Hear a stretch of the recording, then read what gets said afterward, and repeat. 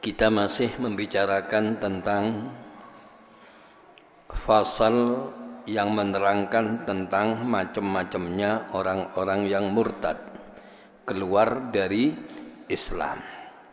Kalau kemarin kita sudah membaca tentang salah satu di antara yang menyebabkan orang itu keluar dari Islam ketika dia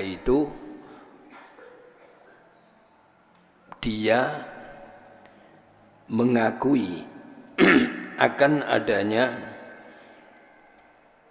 seorang nabi setelah Kanjeng Nabi Muhammad sallallahu alaihi wasallam, atau membenarkan orang yang mengakui. Dirinya sendiri mengaku atau orang lain mengaku kemudian dibenarkan. Seperti orang-orang Ahmadiyah. Ahmadiyah itu nabi terakhirnya bukan Kanjeng Nabi Muhammad sallallahu alaihi wasallam, tetapi Ahmadiyah ini mempunyai nabi setelah Kanjeng Nabi, dan nabi itu bernama Mirza Ghulam Ahmad. Sehingga jelas-jelas bahwa Ahmadiyah itu adalah keluar dari Islam. Makanya kalau mereka orang-orang yang beraliran lurus, bukan yang aliran keras ya. Islam itu tidak ada istilah keras dan gembuk. Yang ada itu lurus dan bengkong, itu ada. Urusan orang-orang yang lurus, itu mereka mengatakan bahwa aliran Ahmadiyah itu sudah keluar dari Islam, kafir, nentang. Itu orang-orang yang aliran lurus. Sedangkan aliran yang bengkong-bengkong itu mereka orang-orang yang mengakui adanya aliran faham Ahmadiyah. Dan sangat disayangkan itu juga akan dilegalkan oleh menteri siapa? Menteri Sosial. Bukan, ya Menteri Agama. Walhasil salbut sekarang ini. Ya, hancur sudah. Ahmadiyah mau dilegalkan. Syiah yang sudah jelas-jelas ya mencaci maki para sahabat, yang jelas-jelas menuduh Siti Aisyah sebagai orang yang tidak baik, yang jelas-jelas orang Syiah itu jelas-jelas mencaci maki dua sahabat mulia Kanjeng Nabi, itu pun juga akan dilegalkan. Homo juga itu adalah merupakan hak asasi manusia. Walhasil salbut sekarang ini sudah hancur. Ya. Makanya dikatakan la tabku ala dinin idza waliyahu ahluhu wabku ala dinin idza waliyahu ghairu ahlih. Jangan engkau tangisi agama apabila diurusi oleh orang yang ahlinya. Ya. Tapi tangisilah agama itu ketika diurusi oleh orang yang bukan ahlinya. Ya. Wong ahli ini, ahlinya itu cuman gitaran, kongkon ngurusi agama gitaran, nabi nyanyi-nyanyi. Mari ngono kongkon ngurusi agama, ya salbut itu sudah. Ya, ini sekarang ini hancur. Ya, subhanallah, orang pelajar pakai jilbab ndak boleh. Ya, pakai jilbab ndak boleh. Golek katokan tok bagus. Ya, subhanallah, ini sudah rusak sekarang ini. Jangan engkau tangisi agama apabila dipegang oleh ahlinya. Tapi tangisilah agama itu apabila dipegang oleh selain ahlinya. Kalau bukan ahlinya megang agama, rusak. Idza wusidal amru ila ghairi ahlihi fantadhiris sa'ah. Apabila urusan itu dipegang oleh orang yang bukan ahlinya, tunggu saat-saat kehancurannya. Sampean punya jam sampean ini gak usah api-api, merek Rolex, elek-elekan ae. Ya, merek Rolex. Dan Rolex itu harganya murah. Ya, yang bekas itu sekitar 175 juta. Sing bekas. Ya, itu kira-kira regane 175 juta. Elek-elekan. Jame sampean elek-elekan, cerita kan boleh. Ya, syukur-syukur lek temenan kan gitu ya. Lah jam sampean yang Rolex ini rusak. Kemudian ketika rusak enggak jalan, sampean serahno ke Pandi. Pandi itu apa? Besi, tukang besi sing bikin pisau, bikin cetok. Ya, itu namanya pandai itu. Ya, bikin pecok itu pandai. Jam sampean yang rusak Rolex itu selalu nang pandai. Pak Pandai tolong betulkan. Kira-kira dadi cetok apa dadi jam ini? Ya. Lek gak dadi cetok dadi betel kira-kira. Subhanallah, hancur ini kalau urusan diberikan kepada orang yang bukan ahlinya. Tunggu saat-saat kehancurannya. Subhanallah. Termasuk di antara ini pengakuan Nabi setelah Kanjeng Nabi atau dia setuju dan membenarkan itu. Ya, membenarkan itu. Ya, kalau sudah membenarkan maka berarti dia sudah keluar dari Islam. Ini yang kemarin kita baca terakhir. Wa ka'an yardha bil kufri. Demikian juga orang yang ridho dengan kekafiran. Ar-ridha bil kufri kufrun war ridha bil ma'siyati ma'siyatun. Ridho dengan kekafiran itu ya kafir. Ridho dengan maksiat ya maksiat. Ya. Makanya kalau kita melihat kemungkaran dan kemaksiatan, wajib kita itu ingkar. Dengan apa? Dengan tangan. Tangan artinya dengan kekuasaan. Mumpung dikasih kekuasaan, mestinya itu harus memberantas maksiat dan mungkar. Jangan mumpung dia itu diberi kekuasaan, justru menyuburkan kemungkaran dan kemaksiatan. Kalau menyuburkan kemungkaran dan kemaksiatan, maka orang yang menyuburkan ini pasti akan mendapatkan pensiun nanti di sisi Allah Subhanahu wa taala. Pensiun apa? Dosa. Ya, orang yang menyuburkan kemaksiatan. Tidak mampu dengan kekuasaan, dengan lesan. Lesan tugasnya para ulama. Maka ketika melihat kemungkaran maksiat, itu ulama tidak boleh diem, harus menyampaikan. Kalau tidak, tanggung jawab nanti di sisi Allah Subhanahu wa ta'ala. Yang ketiga, dengan hati. Bagaimana dengan hati?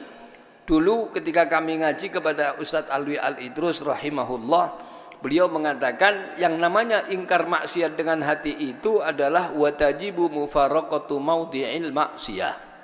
Wajib untuk meninggalkan tempat yang di situ ada maksiat. Itu namanya orang ingkar dengan hati. Misalnya di kampung jenengan ada orang sedang adu ayam. Misalnya aja ya, adu ayam. Pitike bagus, bangkok. Ya.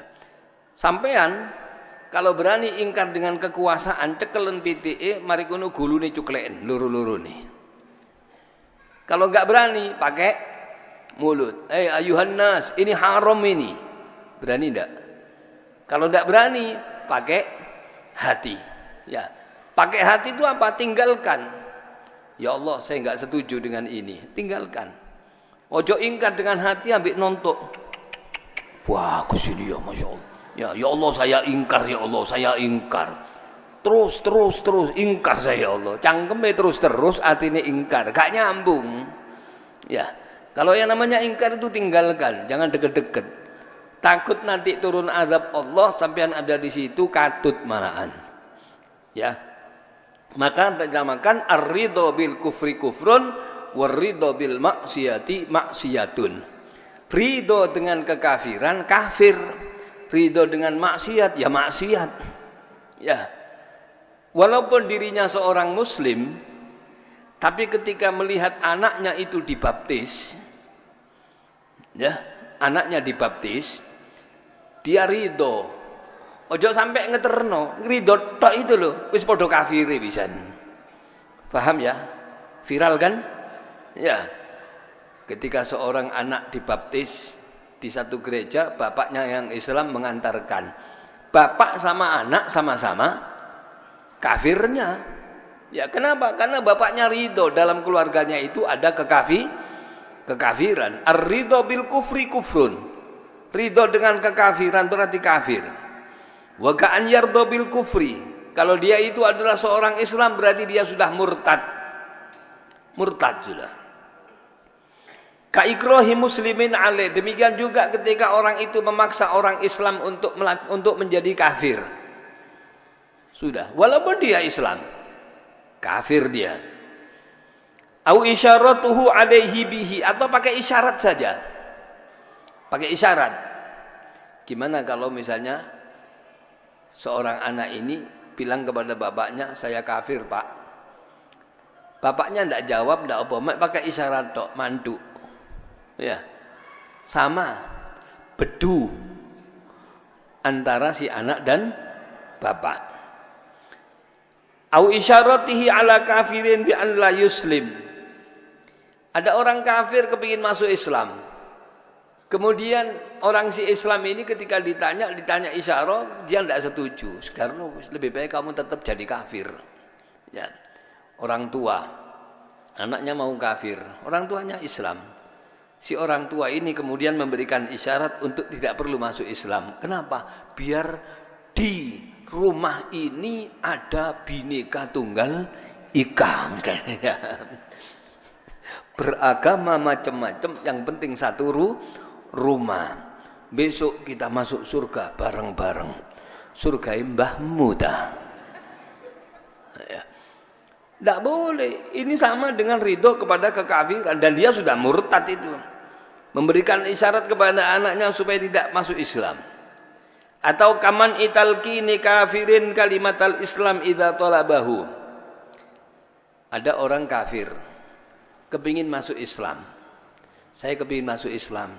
Ya, tolong saya dibimbing untuk membaca 2 kalimat syahadat. Tidak perlu, kayak apa? Semua agama itu sama. Sudahlah, kamu tetap dalam agamamu saja. Ya, ini namanya orang yang tidak mau ketika dimintai tolong untuk membimbing 2 kalimat syahadat, maka dia sudah murtad orang seperti itu. Wastimhaluhu minhu walau sa'atan. Atau disemayani. Saya mau masuk Islam, coba saya dibimbing untuk baca 2 kalimat syahadat. Meniai wis ojo saiki, apa aku sik repot. Ya, ndak boleh. Makanya di setiap ada orang yang mau masuk Islam, seperti beberapa hari yang lalu di sini juga, yang sering itu dijamek. Dijamek. Itu nanti takmirnya kadang-kadang tanya, gimana? Sekarang atau nanti setelah pengajian? Saya bilang enggak, sekarang saja, enggak usah nunggu nanti. Dia pas setelah ngaji dia si urip. Lek enggak apa enggak kita yang tanggung jawab, iya kan? Oh sudah, nanti aja habis pengajian. Tengah-tengah pengajian dia diambil nyawanya oleh malaikat Israel. Dosa enggak kita? Dosa, karena kita menghalangi seseorang, membiarkan orang itu untuk tidak segera dibimbing membaca 2 kalimat syahadat. Itu namanya wastimhaluhu minhu walau sa'ah. Walaupun sebentar. Ya. Harus. Makanya sebetulnya ketika berita masuk kepada saya sebelum sholat maghrib, itu sebetulnya saya waktu sholat maghrib itu sesek dada saya. Ada takmir mengatakan, Ustaz nanti habis sholat maghrib ada yang mau ikrar 2 kalimat syahadat. Itu saya sudah sesek. Seseknya apa? Berarti saya itu menunda sampai beberapa menit kan? Sampai datangnya waktu itu. Mulai sebelum maghrib sampai ada bimbingan membaca 2 kalimat syahadat. Sebetulnya kalau berita itu masuk ya harus seketika itu juga. Ya. Tapi kalau seketika itu juga repot juga. Ya. Kata ini maghrib, ojo koma dhisik, ini ada mau 2 kalimat syahadat. Ya. Ini repot. Jadi begitu berita masuk setelah maghrib, itu enak. Gak kepikiran saya. Kadang-kadang kalau sebelum maghrib beritanya itu sesek. Karena apa? Kami harus tanggung jawab. Gak mati dhisik ya itu. Ya, gak mati dhisik ya. Jangan mengatakan oh sik suwe, jangan. Idza jaa ajaluhum la yastakhiruna sa'atan wala yastaqdimun. 1 menit tidak bisa maju dan 1 menit tidak bisa mundur kalau sudah datang waktunya. Kalau sudah datang waktunya tidak bisa mundur, makanya kepikiran juga. Tapi kalau beritanya masuk setelah sholat maghrib, enak. Ya, Ustaz nanti ada yang mau masuk Islam. Kapan? Ya sekarang ini habis sholat maghrib. Ya sudah ayo. Ya, tidak usah nunggu nanti habis pengajian, tidak. Langsung kita bimbing. Begitu kita bimbing, aman. Itu namanya tidak membiarkan orang itu berlarut-larut untuk mengikrarkan 2 kalimat syahadat. Khilafat doa, lain dengan orang yang minta doa. Binahwi la razaqahullahul iman. Ya. Ada orang mendoakan mudah-mudahan Allah tidak memberikan rezeki orang itu iman. Beda dengan orang yang akan mengucapkan dua kalimat syahadat tapi kita menundanya, itu beda. Ya. Kemudian ausalabahu an fulan al-muslim in arada tasydidal amr larridha bihi. Ya. Atau saking mangkele melihat orang Islam, saking mangkele ya. Kemudian dia mengatakan, mudah-mudahan Allah mencabut keislaman dan keimanan dari hati orang itu. Itu saking mangkele, didongakno elek. Ya, mungkin dituturi ndak kena, dituturi ndak kena. Ya, jangan kau lakukan ini, tetap saja. Jangan kau lakukan ini, tetap saja. Diajak masuk masjid, tetap enggak mau. Akhirnya mudah-mudahan Islamnya dicabut dia sebelum mati. Ya. Tapi bukan berarti dia ridho, cuma ndongakno saking ya, ada yang bilang saking mangkeli. Ya. Itu beda dengan orang yang ridho. Wa ka'ayyu faddilal waliyya 'alan nabi, demikian juga orang yang lebih mengutamakan wali atas nabi. Kadang-kadang saking nemeni sampai dia lebih mengutamakan seorang wali daripada kanjeng nabi. Ya, ada. Maaf ini, siapapun orangnya. Semakin fanatik nang si Abdul Qadir Jailani misalnya. Padahal si Abdul Qadir Jailani ini dapat syafaati kanjeng Nabi. Kemudian wah, si Abdul Qadir Jailani itu tiada duanya. Sampai Nabi Muhammad kalah. Subhanallah ya. Murtad kalau sudah sampai seperti itu. Paham ya? Nah, orang saking fanatik nang gini Khomeini. Ya, Khomeini Iran. Sampai dia mengatakan, wah Khomeini itu derajatnya di atas kanjeng Nabi. Rusak dia, murtad sudah. Siapapun orangnya yang lebih mengutamakan wali sekalipun atas kanjeng Nabi Muhammad SAW. Ya. Au yujawizu bi'tsatan nabiyyin ba'da nabiyyina sallallahu alaihi wasallam, sama, atau membolehkan diutusnya nabi setelah kanjeng Nabi Muhammad sallallahu alaihi wasallam. Wa ka'ayyakul, demikian juga dikatakan murtad orang yang mengatakan innahu ra'allaha ayanan fid dunya, saya habis ketemu dengan Gusti Allah. Ya, orang yang mampu ketemu dengan Gusti Allah di dunia itu cuman kanjeng Nabi Muhammad SAW dalam peristiwa Isra Mi'raj. Selain kanjeng Nabi tidak ada.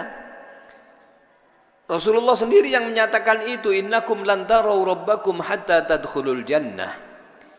Kalian semua tidak mungkin ketemu dengan Allah, melihat Allah sampai kalian harus masuk surga dulu. Jadi syaratnya ketemu Gusti Allah itu harus masuk surga. Walan tadkhulul jannah hatta tamutu, dan kalian tidak bisa masuk surga kecuali harus mati dulu. Ada orang mengatakan saya habis jalan-jalan dari surga. Lek ngipi mungkin. Ya, tapi lek gak ngipi deloken potongane dhisik. Iki jangkep 100%. Ya, rupanya gak jangkep. Makanya dia mengatakan saya jalan-jalan ke surga. Ya. Ini. Maukah kalian aku ajari satu zikir di mana ketika kalian itu membacanya, maka ketika kalian meninggal dunia langsung masuk surga? Tentu sahabat mengatakan mau. Man qara'a ayatal kursi dubura kulli shalah. Barang siapa yang membaca ayat kursi setiap selesai salat, lam takun bainahu wa bainal jannati illal maut, maka tidak ada yang memisahkan antara dia dengan surga kecuali mati. Begitu mati berarti penghalangnya sudah hilang. Kemana? Masuk surga. Caranya apa? Baca ayat kursi. Baca ayat kursi tok mlebu swarga. Tapi syaratnya bacanya setelah sholat. Ya, setelah selesai sholat. Ojo maca ayat kursi tok mari ngono arep-arep mlebu swarga. Sholat enggak, sing penting eling. Ya, sekarang kan banyak itu aliran sing penting eling, sing penting itu menjalar di mana-mana itu. Ya, sampai menimpa orang yang punya ilmu. Ya, sing penting eling, masih yoga sembayang. Sing penting hati ini. Ya, lho meneh-meneh hati ini tok mlebu swarga. Ya, soalnya sing penting eling hati ini. Ya, wonge uncalno nang neraka. Na'udzubillahi min dzalik. Nggih. Au kalimatan au kallamahu syafahan. Saya baru diajak bicara dengan Gusti Allah, murtad. Au innallaha yuhillu fi suratin hasanah, atau dia mengatakan Gusti Allah itu menjelma dalam wajah dalam bentuk yang bagus. Au annahu yut'imuhu wa yasqi. Atau saya ini walaupun tidak makan dikasih makan sama Allah, dikasih minum sama Allah. Ayo terusno. Sedino, rong dino, telung dino, seminggu, saulan. Kalau ndak innalillahi wa inna ilaihi rajiun nanti. Iya kalau Kanjeng Nabi. Ya. Kalau Kanjeng Nabi, iya. Makanya orang itu ndak boleh puasa nyambung, itu ndak boleh kecuali Rasulullah sallallahu alaihi wasallam. Ya. Rasulullah malam ndak ada yang dibuat buka, terus poso lagi sampai besoknya. Namanya puasa wisol. Puasa yang nyambung. Ndak apa-apa. Kalau kita ndak boleh. Ya, Rasulullah itu sering masuk ke rumah pagi-pagi ke dalamnya habis mengajar. Ya Aisyah, apakah ada makanan yang dibuat sarapan pagi hari ini? Tidak ada Rasulullah. Kalau begitu aku puasa. Itu sering. Ya. Nek sampean mari sembahyang subuh Ahad pagi di Masjid Abdillah. Ya. Ikut kuliah subuh, habis itu pulang ke rumah, wahai istriku, apakah ada yang buat sarapan? Tidak ada. Ya sudah, kalau gitu saya puasa. Mari sarapan pecel di Masjid Abdillah. Yo akeh tunggale. Ya, kalau Kanjeng Nabi lah sik kosongan, tidak ada apa-apanya. Ya, Masjid Abdillah ini kalau sudah Ahad pagi habis kuliah subuh ono sarapani. Ya, untuk menarik orang supaya sergap subuh jamaah. Ada di Masjid Mulyorejo itu ada namanya pasar subuh. Jadi ibu-ibu itu kalau sudah waktunya Ahad pagi ada pasar subuh, rame. Soalnya apa? Mari ini langsung belonjo dan harganya separuh harga. Ya, muga-muga niati gak keliru wae. Ya. Ini yang dikatakan sebagai macam-macam daripada riddah. Insya Allah sambungannya kita sambung pada Sabtu yang akan datang. Ya, Sabtu yang akan datang kita masih ngaji biasa. Sabtunya lagi tanggal 13. Sabtunya lagi tanggal 13 nggih. Niki Ustadz Mahmudi minta tanggal 13 bulan depan. Jadi kalau tidak salah itu pas tanggal berapa? 29 Rejab ya. Kita akan adakan pengajian khusus Isra dan Mi'raj. Kita baca selawat sebentar baru pengajian Isra dan Mi'raj. Mudah-mudahan kita dapat syafaatnya Kanjeng Nabi Muhammad sallallahu alaihi wasallam. Selamat dunia, selamat akhirat, bahagia dunia, bahagia akhirat. Fid dunya hasanah wa fil akhirati hasanah wa qina adzabannar. Dan ketika malaikat Israil akan mencabut nyawa kita, Allah mudahkan lisan kita untuk mengucapkan kalimat La ilaha illallah, La ilaha illallah.